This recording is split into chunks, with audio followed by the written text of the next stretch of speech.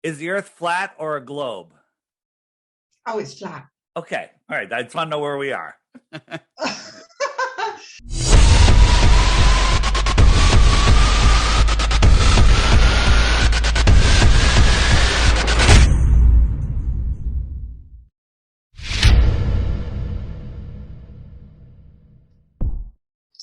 Hello, David.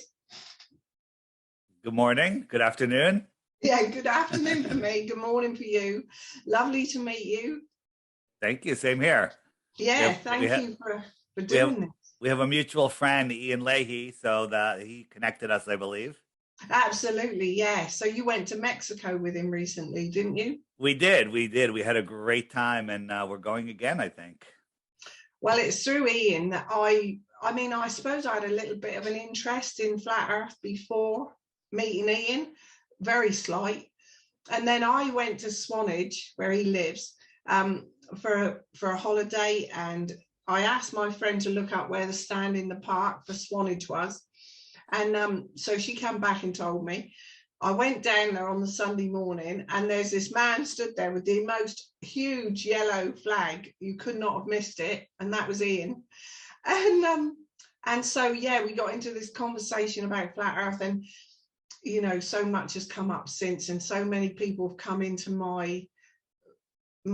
come to my attention that are definitely flat earthers since then. And so I'm convinced now. So he convinced you while you're standing in the park? Yeah. So standing in the park isn't so much about the lockdowns, it's more about waking up to flat Earth. Is that my understanding? Well, the thing is, why do people say then that flat Earth is a distraction, just a distraction? That's a great question. And when I was doing a podcast called Deep Inside the Rabbit Hole, looking at all of the other lies that were thrown over the world, and when flat Earth came up, I was like, oh, it's just a distraction. You're trying to discredit all of the good work that we've done. And the flat Earth, you know, people go, the flat Earth, what difference does the shape make? Flat is not a shape. Flat is a description of level and horizontal. And it doesn't matter the shape. That's not what matters. What matters is they have us in the Matrix. You know, the documentary, I'll call it, with Keanu Reeves, called The Matrix? It's yes. a prison for your mind. Well, the Matrix is the heliocentric system. It's a prison for your mind. It's to limit your world. It's to limit your view. It's to limit your understanding of who you are, where you are, what you are. So the biggest secret that the elite have, the biggest thing, the way that they control us is using the Matrix, the heliocentric system, keeping us, in a prison, basically. And small, insignificant, running out of food, untrue. You could stick a seed in the ground anywhere. Water will fall from the sky and food will grow out of the ground. Okay. Overpopulated, nonsense. They're lying to us about the population. Everything they tell us is a lie. Everything. And the biggest thing is who we are, where we are, and the power of our mind. They don't want us to know. And this is our foundation. The Earth is our foundation, isn't it? So, yeah, that's our foundation. So why would they have indoctrinated us to believe this spinning ball, David? Because if you believe you're on a spinning ball flying through an infinite space vacuum, that's pretty scary. That keeps fear in your head. False evidence appearing real. Fear is the way they control us. Because when you're in fear, you reach out to somebody to take care of you. Mommy, daddy, government, take care of me. Right? Control my mind. And the thing is, we live in this world where we have free will, where we have nobody can rule over us unless we allow them. So they always tell us what they're doing, and people are too stupid to say no, right? All you have to do is say no. All you have to do is see the lie and say no. And then it doesn't work anymore. It's like seeing the magic, the magician's trick. You know, wow, that's amazing. But I see how he did that. That's stupid. Okay. It's literally, that's the world that we live in. And they're stealing our life from us, and we're willingly giving it to them. So what are we on then? If it's a flat Earth, is it a flat Earth spinning in space? Not even spinning, floating in space then? Yeah, no, it's not. So, and people say, well, what's under the flat Earth? And the deepest hole ever dug is flat Earth around is only 7.5 miles. And so no one knows what's below there. So what is the flat Earth? That's a great question. The way I describe it is flat Earth is the basement of the universe. What does that mean? I just the way I describe it is literally the floor of the universe. What's below it? I don't know. I don't know because no one can get down there. But the flat Earth doesn't move, right? So what is the flat Earth? Well, first on the globe Earth, they tell us Antarctica is a continent at the bottom of a ball, and it's the highest land on Earth. Well, think about this. The Earth, they tell us, is 70% water. Large bodies of water at rest lay flat. A container of water needs lateral resistance. It needs a container. A pond is the low spot in the land where the water lays, and the water doesn't go anywhere because it's in a container. The land is consistently higher than the surface of the water. So if the world was a giant pond, this is where we live. This shoreline of our pond, the highest land on Earth, they do tell us a lot of truth, is the shoreline. It gives us our lateral resistance. It holds the water in. All of the continents and islands are surrounded by water, but all of the water is surrounded by Antarctica. So what's out here? Antarctica could be bigger than all of the continents and all of the oceans combined, right? We don't know because we're not allowed to go beyond this pink line, which is 60 degrees south. No one's allowed to go there except there's 100 companies that you can book a very expensive 3-day vacation to go to this little peninsula right here, which is bigger than many countries, right? But they won't let you explore out here. And by the way, those 100 companies are all owned by the same guy. Why does one guy have 100 different companies competing against each other? Because they want you to believe that you can freely go to Antarctica and you have multiple choices. It's like voting here, left, right, independent. They say left, the left or the right say monster, right? So it's the same thing. It's totally controlled. So what's out there? Nobody knows. I think there's more land out there. I think there's more people out there. A lot of people think that. A lot of people. So from all what you've investigated, Nat, there's no way that no one would know that other than the elite. No one would know other than the elite. And, you look at who goes to Antarctica and, our John Kerry went on election day and a lot of politicians go there. I think that the real rulers of our world live outside of the shoreline of Antarctica. Maybe they live somewhere on Antarctica. Maybe they live on other continents farther out in the outer space. This is all speculation because nobody is allowed to go there. And it is controlled by, there's 8 islands going around from the Falkland Islands to the whole bunch of them that all have military bases. So if you go south to 60 degrees parallel, fighter planes are there, warships are there immediately, drones are there, and they turn you around and say, you're not allowed to go there, and they turn you around. So what got you involved in it, David? What got me involved in it? I was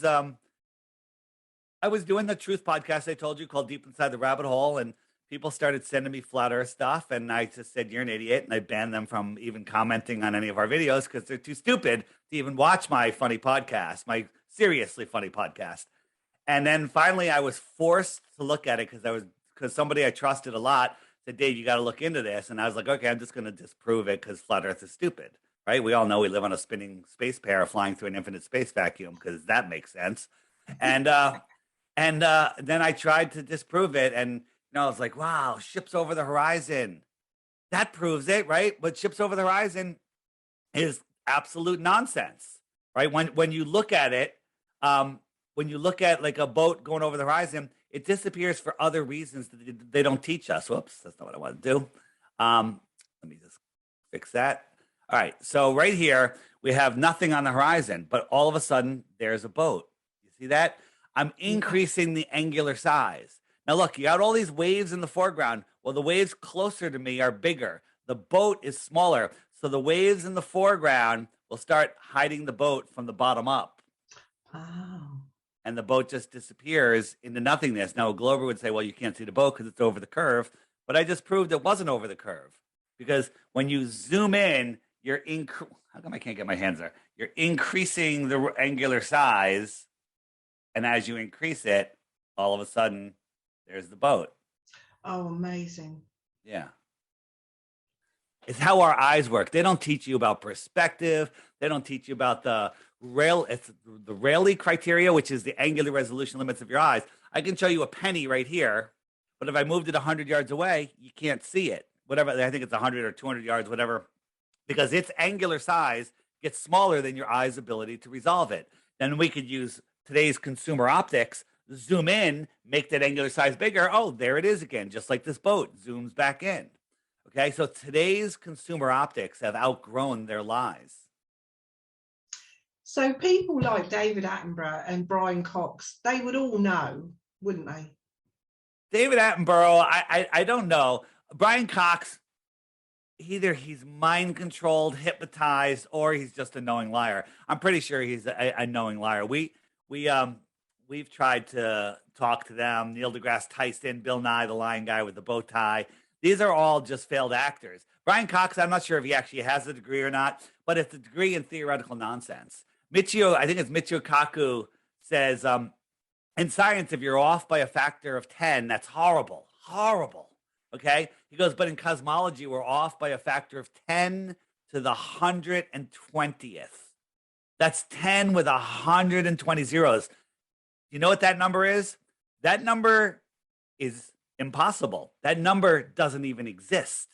Okay? It's absolute insanity. People go, what do you mean that number doesn't exist? Think about this.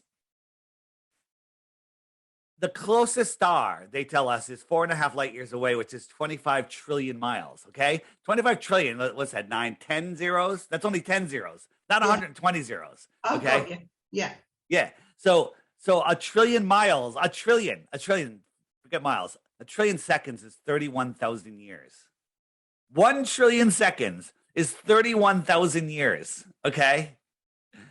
That's a lot of time. That's a lot of numbers. That's ridiculous. That's 10 zeros. That's 10 zeros. Okay.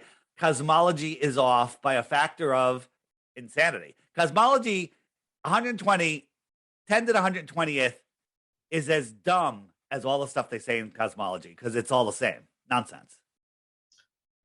Oh my God. So, is it also that they're saying to us that we're on a spinning globe so that we'll give billions, trillions to NASA? Well, NASA gets it is it $93 million a day, whatever, or no, $63 million a day. It's not, that money doesn't really go to NASA because NASA is complete and total fake agency. And I'll actually show you something that I haven't ever shown before. That money goes into black budgets. That money goes into the elite's pockets. That goes into their underground cities, child trafficking, whatever you want to say it is, whatever they're doing.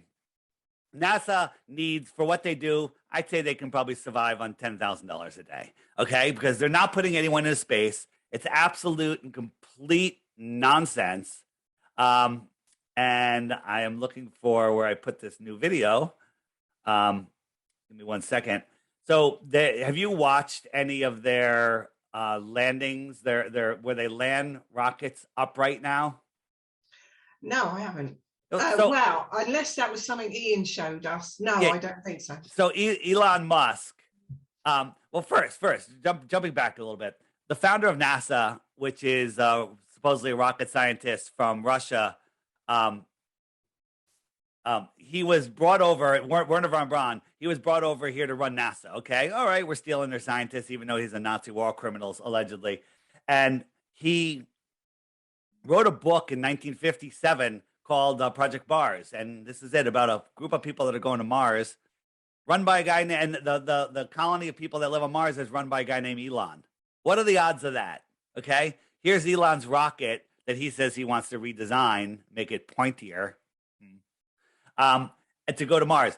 All of this is called predictive programming. It's just staging your mind for this whole Elon Musk nonsense. Elon Musk is 100% a total fraud. All the news about him buying Twitter, all the stuff with Tesla, all of it, it's all fraudulent. I have a video. It's a 5-minute video. Elon Musk is a fraud. I'll send you a link if you want to post it under here. And all it takes is 5 minutes to realize that Elon Musk is not a multi-billionaire. He's none of this. He's just a puppet for the elite. So getting to my new rockets video. Here it is. I think this is it. Okay, so this is just the other day. So I'm trying to pause it. Let me just pause this for a second. Why is that going? Oh, here it is. All right. So these rockets fall out of the sky upright. A little flame comes out of the bottom. Oh, am I not on the screen? You're not on the screen. I'm not now, on the no. screen. I'm not on the screen. Here I am. And let me just do this. See, this happens when I'm not ready to put something on. This is no worries. Do you want me to put you to speaker view so that we can just see your picture? You can if you want. Okay. All right. Transition. All right. So these rockets come down and they land upright on a drone ship hundreds of miles off the coast of the USA here. No one's there to witness it, right? If you've ever been out on the open seas, rarely is it flat. It's always, there's always swells going back and forth. This thing falls out of the sky and lands upright, which can't be done, right? It's just the stability, the whole thing. But when we watch it, I caught an issue. Normally, just before it lands, the camera goes out because of the vibrations, they say, right? And then all of a sudden the camera comes back and there it is, right? Yeah. And so this is what they showed us. Here we go. So this is the camera view, and it's going to land all of a sudden here. Oh, look, here it is. It's just landing upright in the middle of the ocean. But you see this? Look at this. A layering box. This is their uncut video, right? I'm gonna reverse it here a second. But here it comes. Look, see that? Oh. Right? Yeah. Yeah. There's so many mistakes that they do. But this is just one. This was live footage. This happened live. See the little cut right here? That's incredible. Yeah.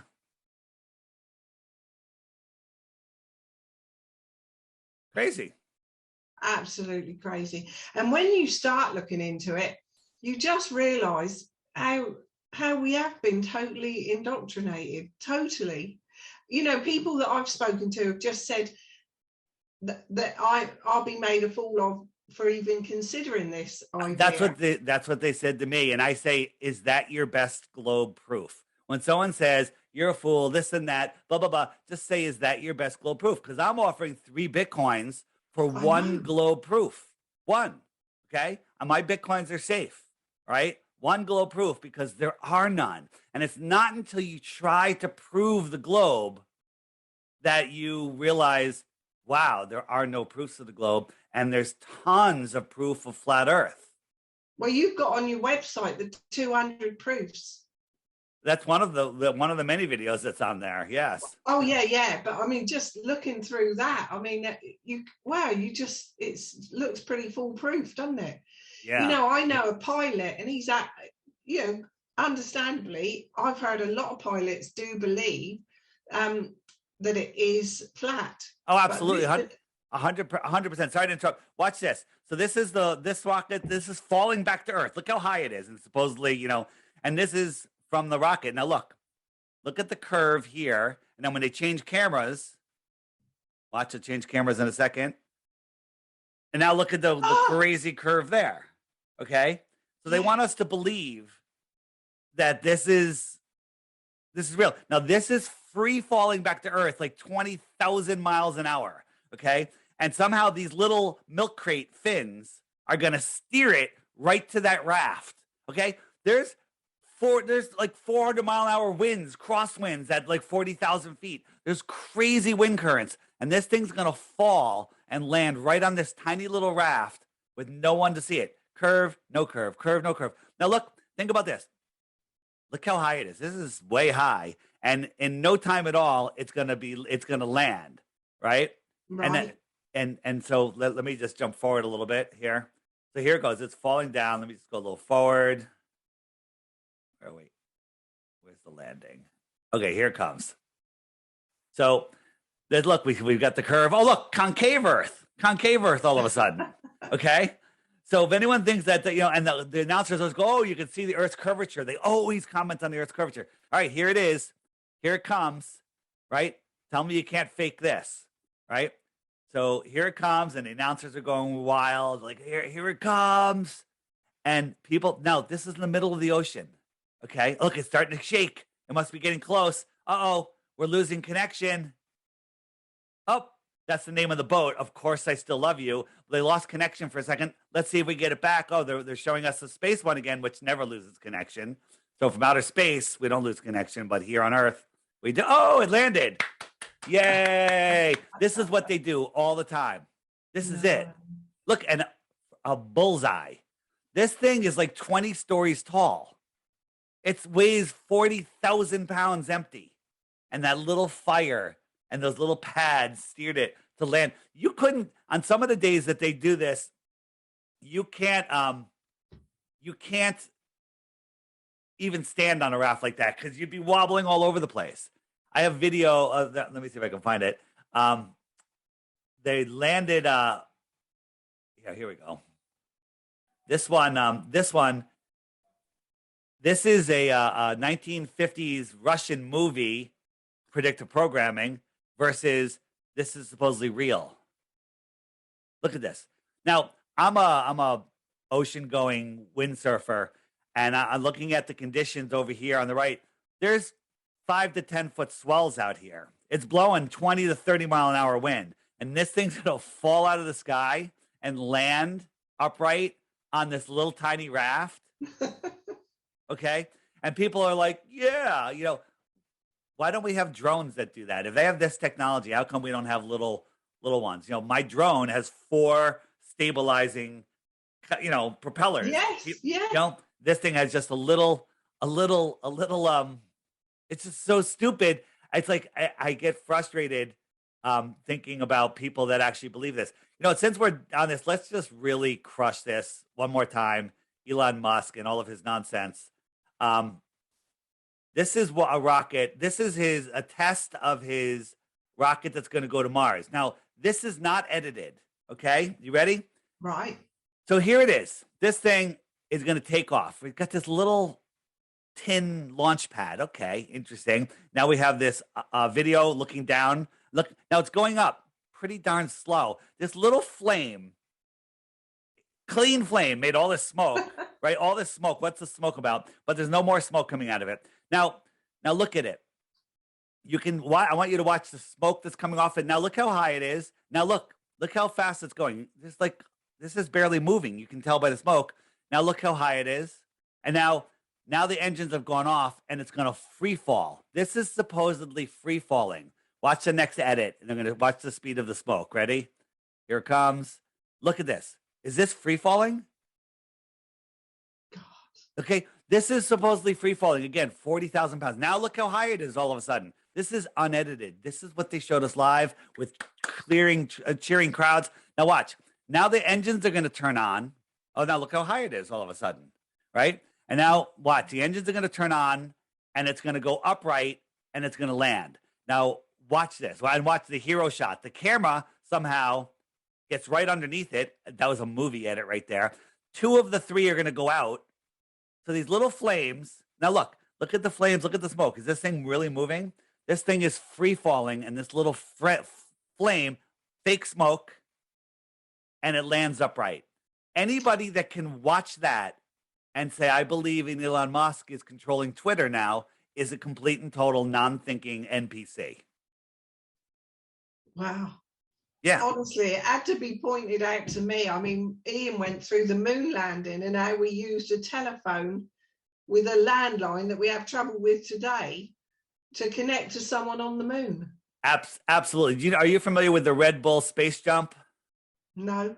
So back 90 and 2000, I don't know, not that long ago, sometime in the 2000s, this guy he went up on a balloon and jumped from the edge of space. And he said, I can see the curve of the Earth. I'm going to relate this back to the moon in a second. Mm-hmm. Right? Well, this is all New Mexico. This is just the state of New Mexico, which is a small state in the USA. I didn't know Yeah. that New Mexico was a quarter of the earth, right? This is just clearly a fisheye lens.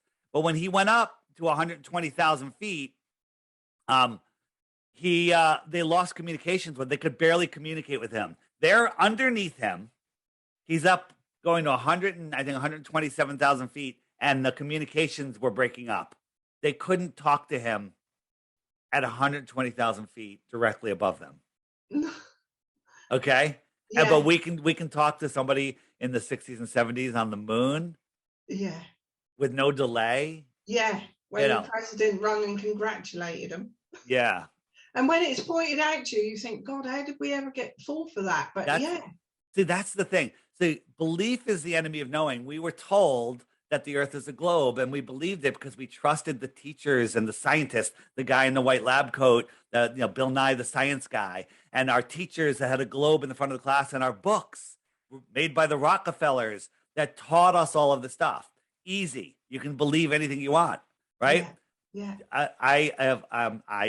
You believe I live in Connecticut, right?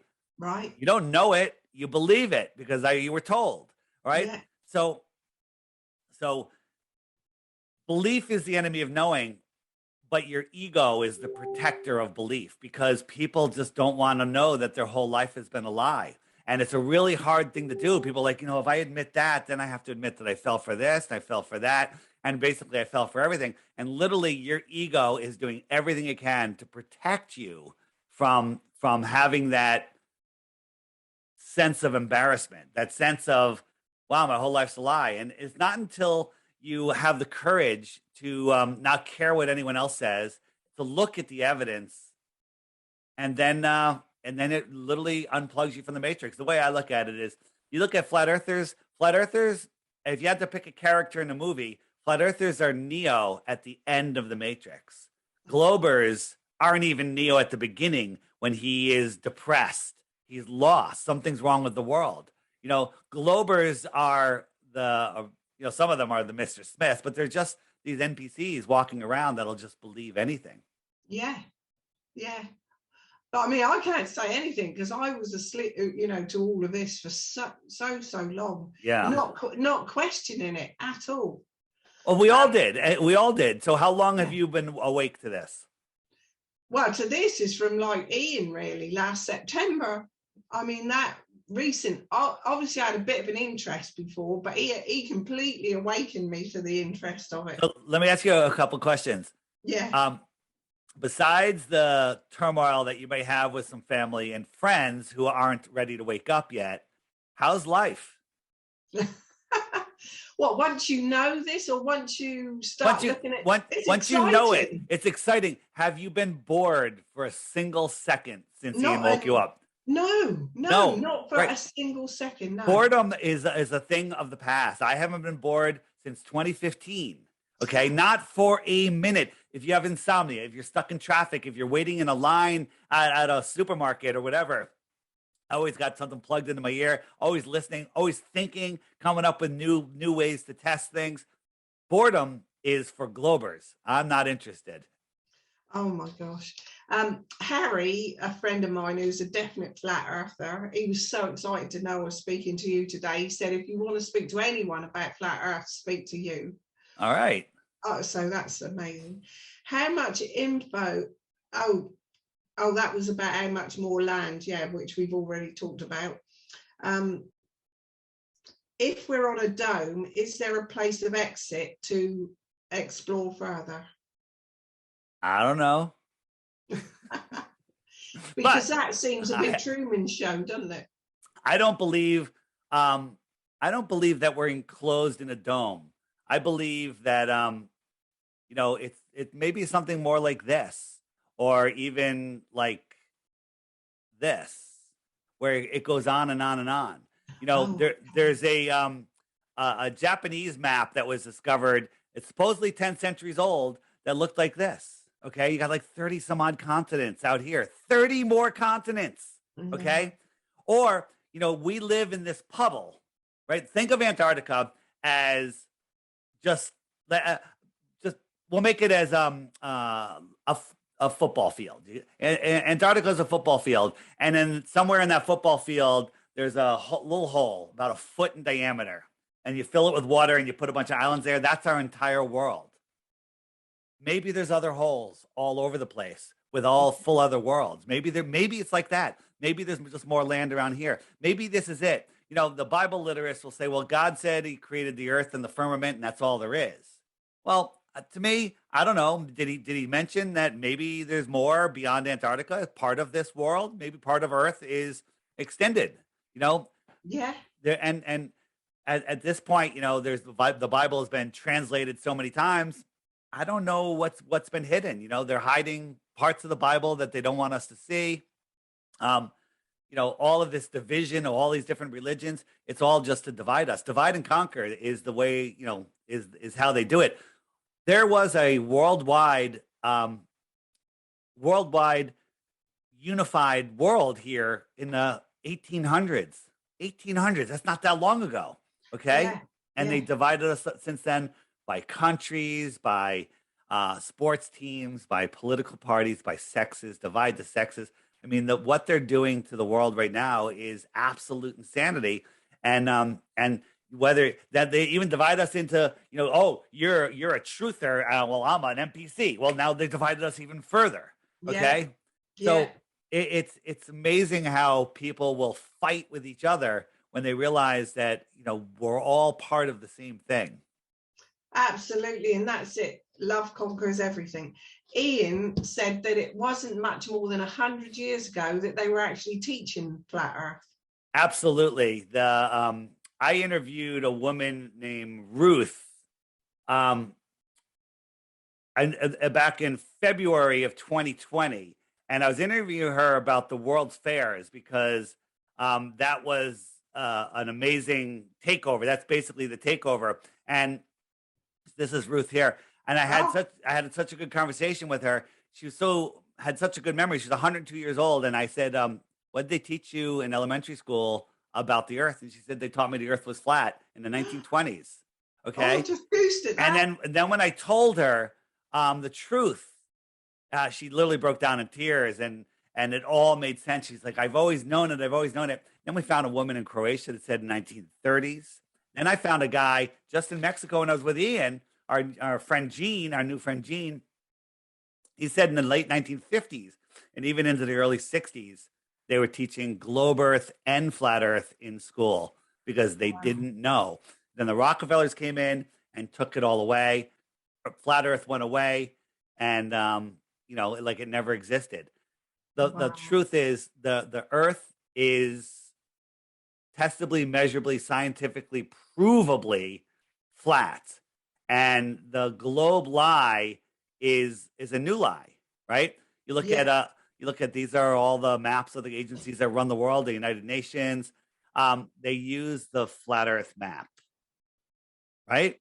Yeah. This is the best map that we have. Is it perfect? I think it's more perfect than many flat earthers realize. People go, well, Australia is too long. Well, that's because you're used to looking at Australia wrapped around wrapped around a globe. Okay. And there's a lot of evidence now coming out that Australia is this wide, right? Nobody dragged the tape measure across Australia and measured it. No. Okay. They're assuming all of this stuff. Yeah. Okay. They're assuming it. And the people say, well, this is just a projection of the globe. Well, this map has been around. It's been in all the libraries, all the schools until the 1940s and 50s where it was removed. Okay. This map was everywhere. And I say the globe is just this map wrapped around a sphere. Ah. See, all of that, they bring all of Antarctica in. They go, oh, Antarctica is just a little continent. No one can go, right? Nobody can go to Antarctica. And it's funny, you know, all of the aerial photographs of Antarctica, that there's no pictures of Antarctica from space. They're all just cartoons. Get rid of that. All the shots of Antarctica, look up an image of Antarctica from space. Now, you will see little villages and stuff because along the shoreline, there's spaces. There's people. You can get a job there. I have a flat earther that was a plumber. He was there for a year, long before he was a flat earther. God. And there's many mysteries in Antarctica and proofs that that we don't live on a spinning ball. For one is, the 24-hour sun in Antarctica doesn't exist. It hasn't been filmed. And what we say, Crow's law of high definition, is anything interesting that can be filmed in high def will be filmed in high def. Well, it's only been faked like 3 times, and the fakes are just pathetic that you don't even really need that much of a discerning eye to see that they're faked. Although we can go to Norway and Alaska, and every year we can film the sun ourselves circling around, right? So is that how we get night and day then? Because it's circling us. Correct. Let me show you on my app real quick. So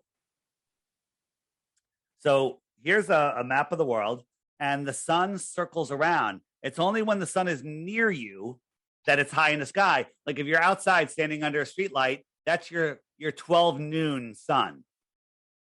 And the excuse me, the street light down the road is your later in the day sun. It gets lower and lower and lower because it goes away.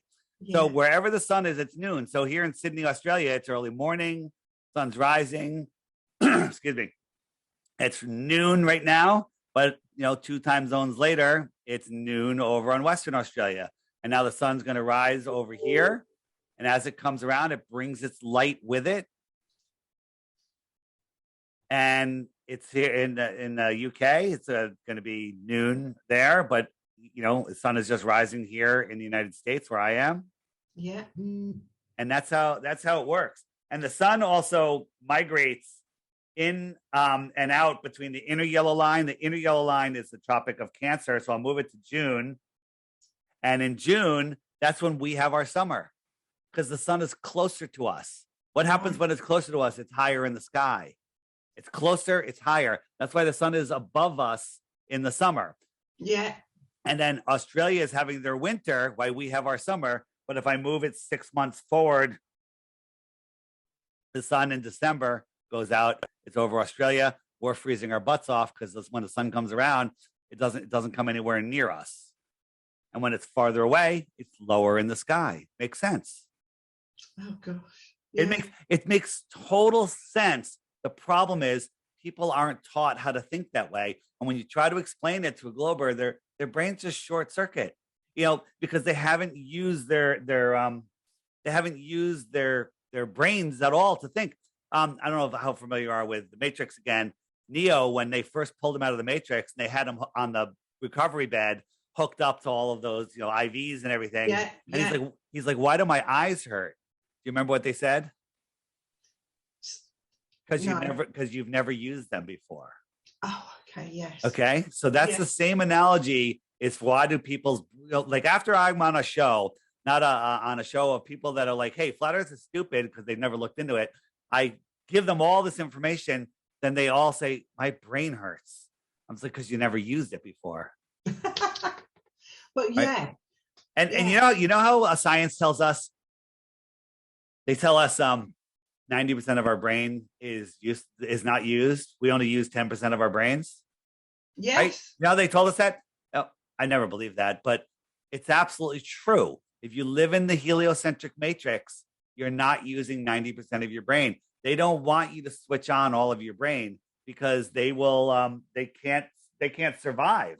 They can't survive that. No ruling class will ever educate their people to a point where they could challenge their authority. I'll just show you this example that Harry showed me, and this made absolute perfect sense. So he had a laptop. Yes.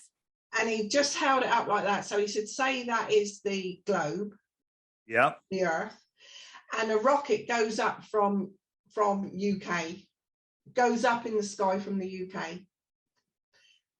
How's Australia going to see it? Because it's going up from there. They won't. Right. Yeah, that really made sense to me because, where it's not going anywhere near Australia for Australia to see. Because if a rocket goes up, they'll be filming it, showing us. Right. But where's it actually going? Right. Which way is up? It's absolute insanity. I'll show you a rocket in a second that was launched in the United States that could see the moon while it's over Australia. That's impossible. So, I'm not sure if you're familiar with my app. Here is the UK, and these are the people that are awake near you. Do you have the app? No, I don't. Well, Ian has completely failed his job waking you up. Oh, he's probably told me, Yeah. I'm not very good on apps. Ian's dead to me. That's it. It's over. I'm done with him.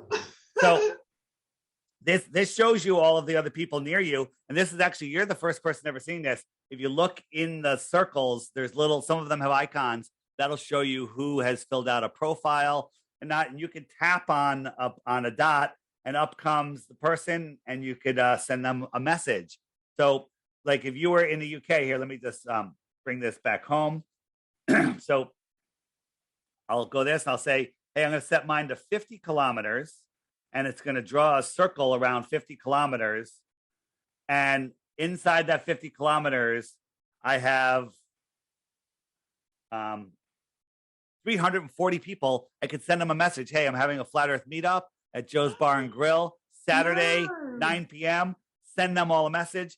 And the beautiful thing is, as you'll realize, when you go out to socialize, are you looking for other flat earthers or other people that you can wake up to flat earth? Pretty much, right? Well, now I'm at a stand in the park. I mean, I'm very happy to talk about it, definitely. Yeah, so it's more fun to be around flat earthers. So people are using this literally as a dating app now. They're using it to find jobs. Back in 2015, 2016, when I was talking flat earth, people would go, man, you're really ruining your life. You're never going to get a job. No one's ever going to hire you. Well, guess what? The tides have changed because flat earthers don't want to work for other non-flat earthers, and flat earthers don't want to hire non-flat earthers. So we're taking over, and you got a problem because we're only hiring flat earthers. We're only working for flat earthers. So the globe, the archaic globe model, is a dying breed.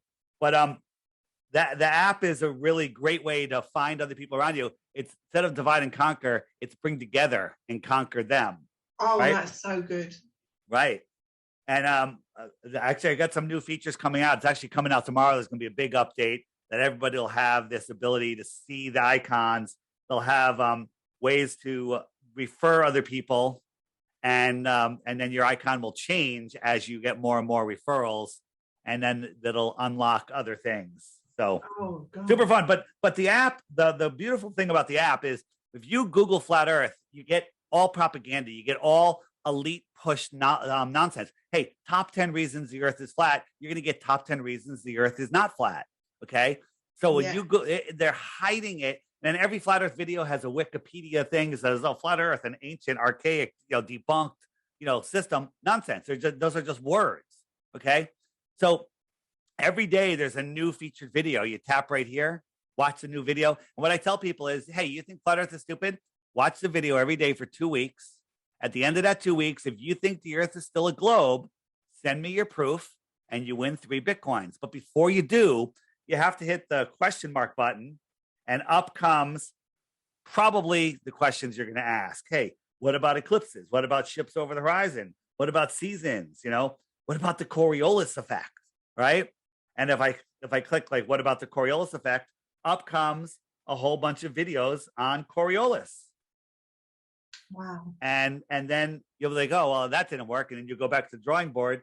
And after a few tries, you'll give up and you'll become a flat earther. And then life just gets better. Also, there's just tons of resources, books, tons of books, amazing. I'm not sure if you're familiar with Martin Leakey. He did a lot of stuff on Tartaria. Great flat earther. His book is amazing. So many different things to look at.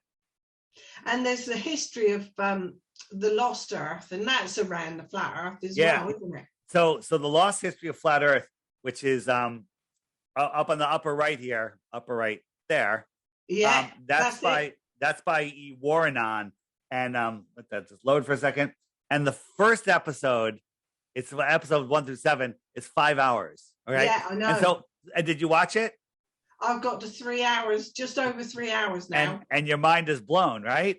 Completely. I've watched it 3 times already, and I can't wait to watch it again because it's that good. But here's the thing: if you're new to flat Earth, I wouldn't start there. It's like, hey, I've never gone to the gym. I'm going to go bench press 500 pounds and kill myself. Okay, that literally could kill you if you watch that. I more recommend starting here.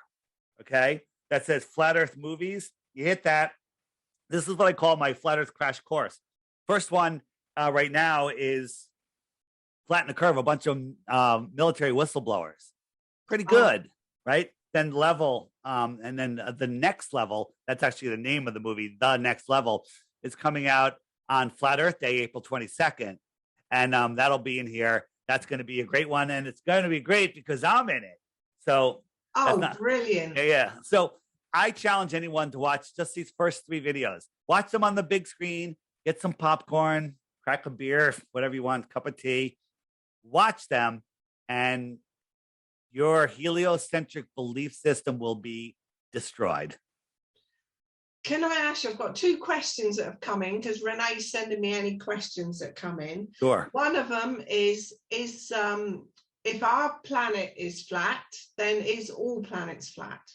Yeah, so planets used to be called wandering stars, and they're made up by Disney and NASA.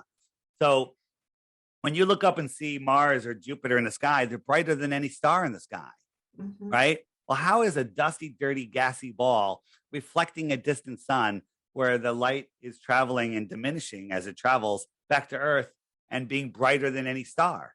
Okay, that makes absolutely no sense whatsoever. And so what are planets? Well, they're here within the Earth system. They're non-physical, okay? They're lights in the sky. If you look up in the sky, when I say the luminaries in the sky, I talk about the sun, moon, and stars.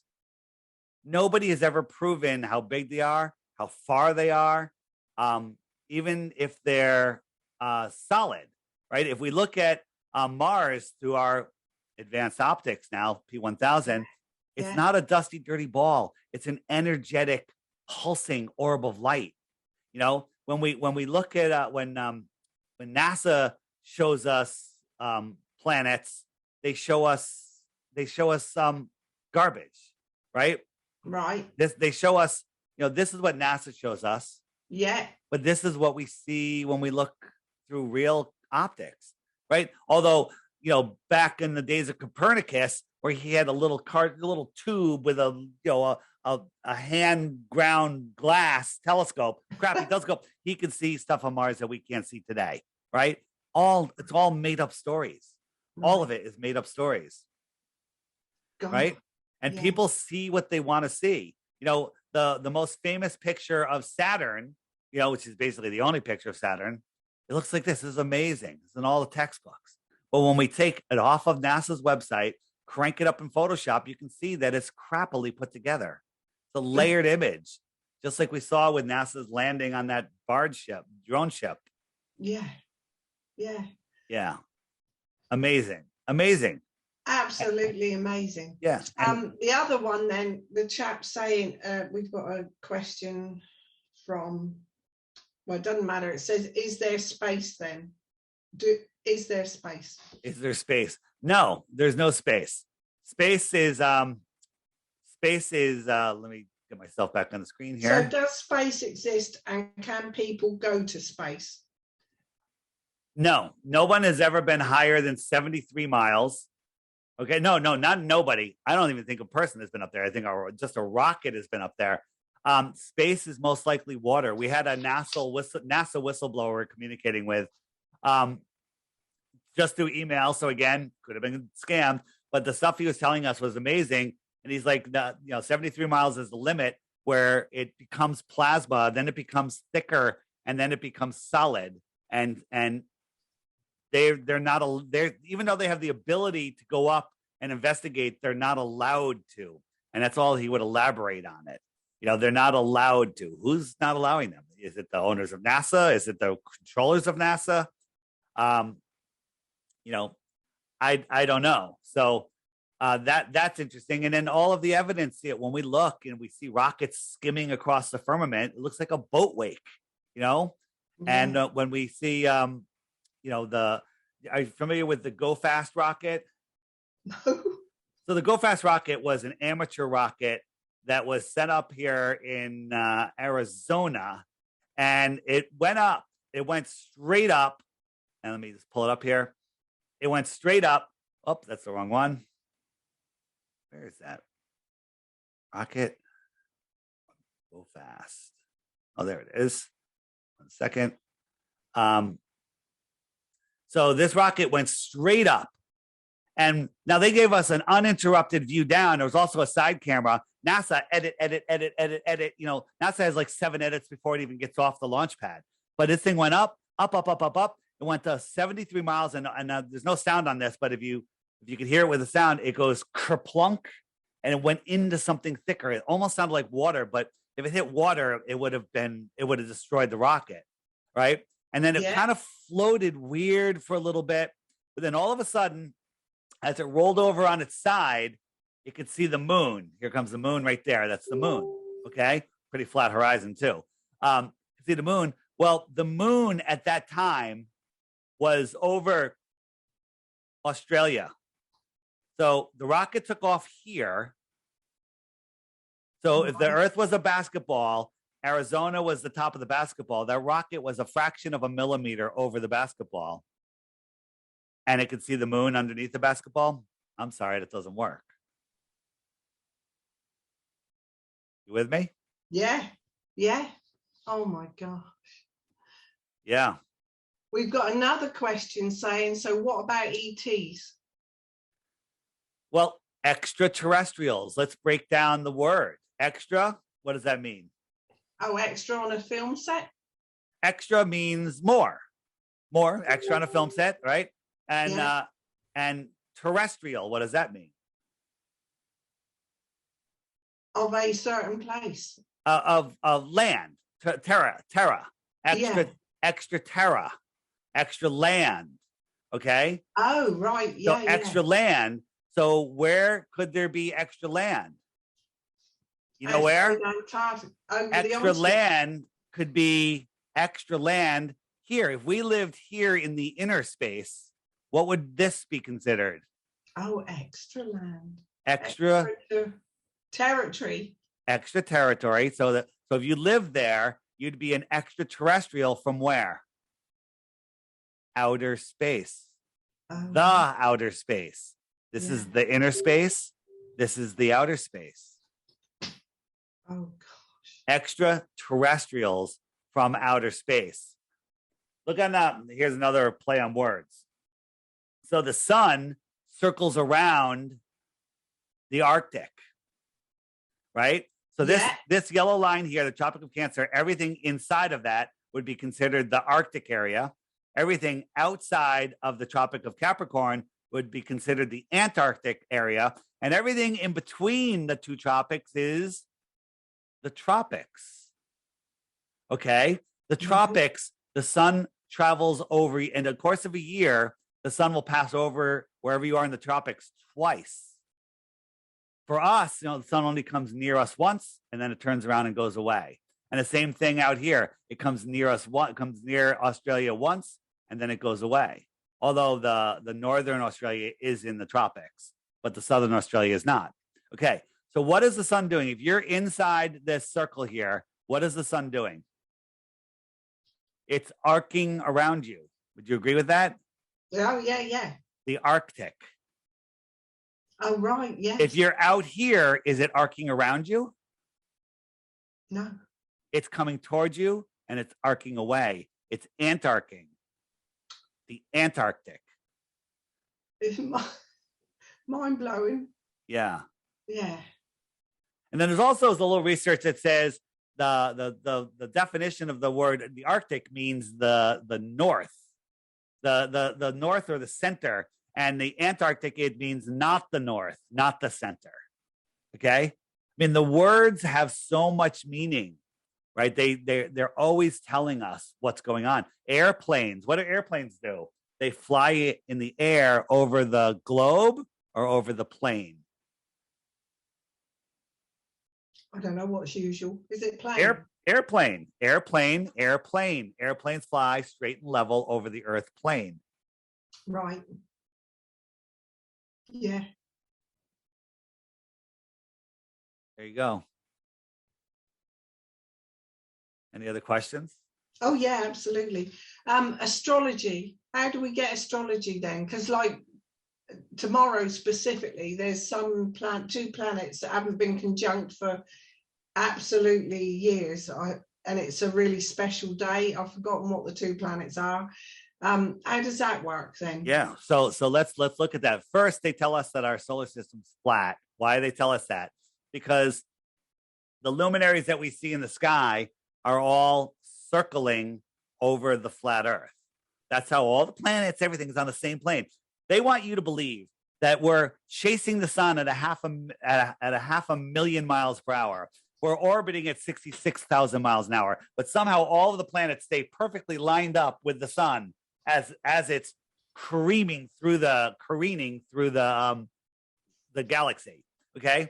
Yeah. So we're spinning at 1,000 miles an hour. We're orbiting at 66,000 miles an hour. We're chasing the sun at a half a million miles per hour.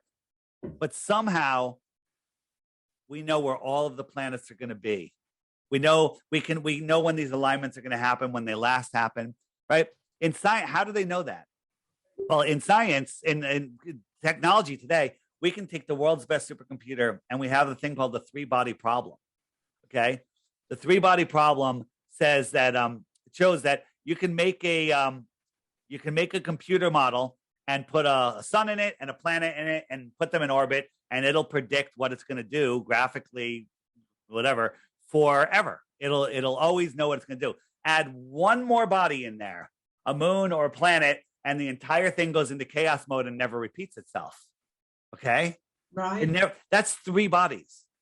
Are there more than three bodies in our solar system? Yeah, there's like 80, right, or more. And in our galaxy, there's 100 billion, they tell us, or more than that, 100 billion stars with, dozens of planets and moons each. And somehow they know where everything's going to be. Go out tonight and look at the stars at a certain time, draw a little chart, say, okay, I see this little pattern, I see that. And then go out the next year, same night, same time, and every single star will be in the exact same position. Okay. Yeah. How's that possible in a heliocentric beehive universe? It's absolute insanity. Absolute insanity. Right. So I'm going to answer your question first. Yeah. So this is called the Antikythera mechanism. It was found off of Greece, off the island of Antikythera, and it's a few thousand years old, and it's a highly precision instrument. And they X-rayed it and they CAT scanned it and they figured out what it is. And it shows the positions of the luminaries, the wandering stars, planets, phases of the moon, eclipses. It predicts all of them. And it shows us that eclipses happen every year, but then the cycle happens every 18 years. It repeats, right? That's a fine clock. That's not a heliocentric system. So astrologers, I used to laugh at astrology, but they're like, how can Mars in retrograde affect my day? Mars is 25 million miles away and it can't even affect the tides. That was my thinking. Okay. But when in reality, Mars is energetic. It's named after a god. All the wandering stars are. It's right here within the Earth system. Okay. It's connected to me energetically, right? All of this stuff matters. And so if you're a heliocentric believer, you can chart the movements of these things, but they're really based over a flat, non-moving Earth. Why in astrology do they track all of the movements of all of the planets, but they don't track the movement of the Earth, right? The Earth is moving 4.5 billion miles a year, okay? But in astrology, it ignores that. It says, oh no, the Earth is, we're relative to the Earth and everything's moving with us. It's nonsense. You could be an okay astrologer believing in heliocentrism, but once you understand that it's all based on a flat Earth, you become a super powerful astrologer. Astrology only makes sense on a flat Earth, right? There's no way any of this stuff could happen, right? the chances that the sun is 400 times bigger and 400 times farther than the moon, which makes them the same size, so they line up, okay? The chances of them lining up like that are zero, okay? Yeah.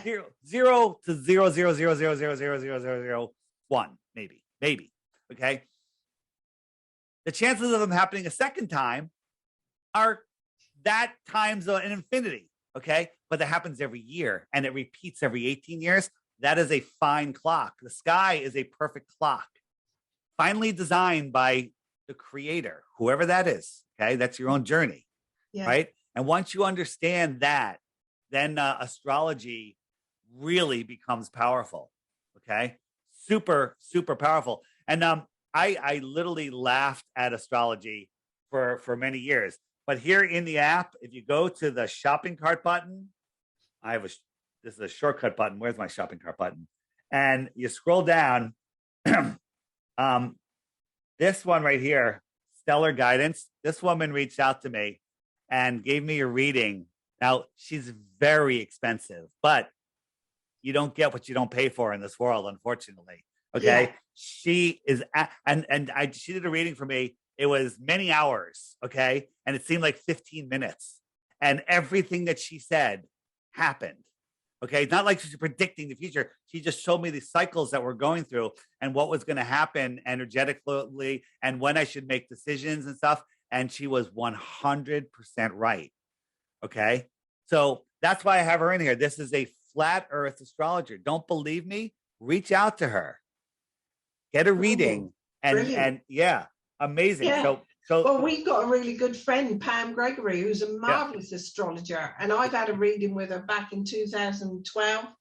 And it's like she knew me from the day I was born. Is she a flat earther? That accurate? No.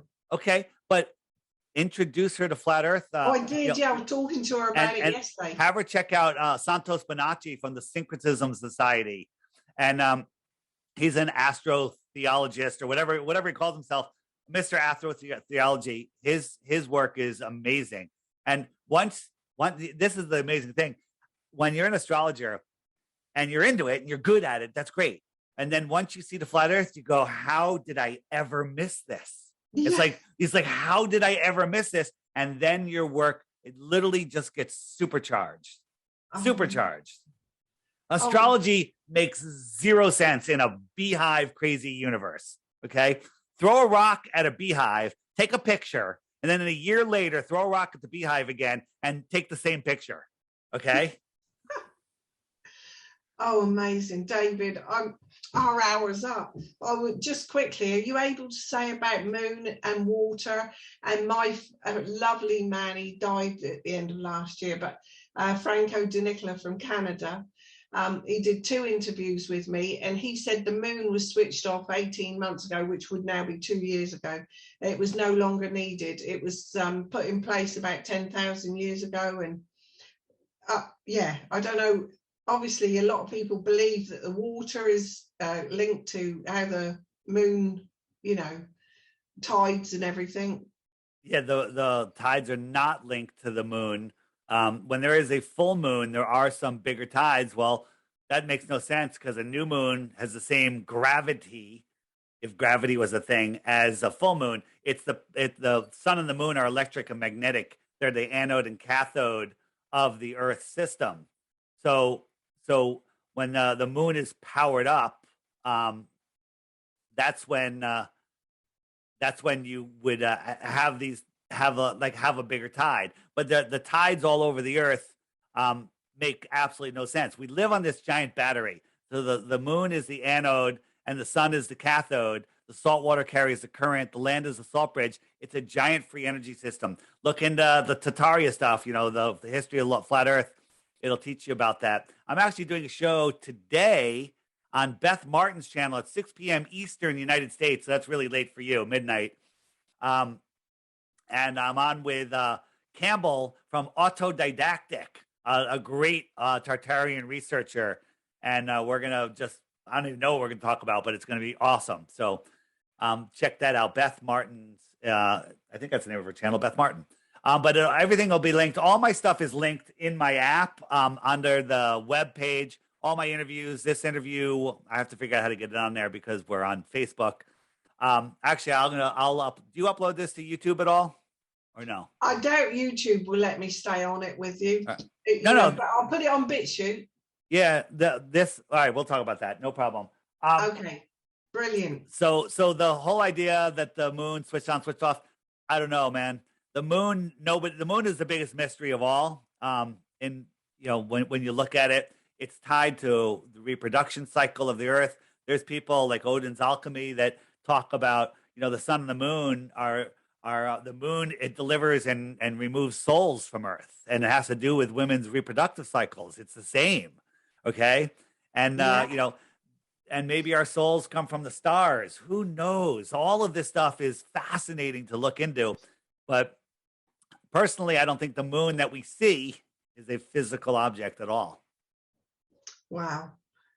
Fascinating. Absolutely fascinating. Because Yeah.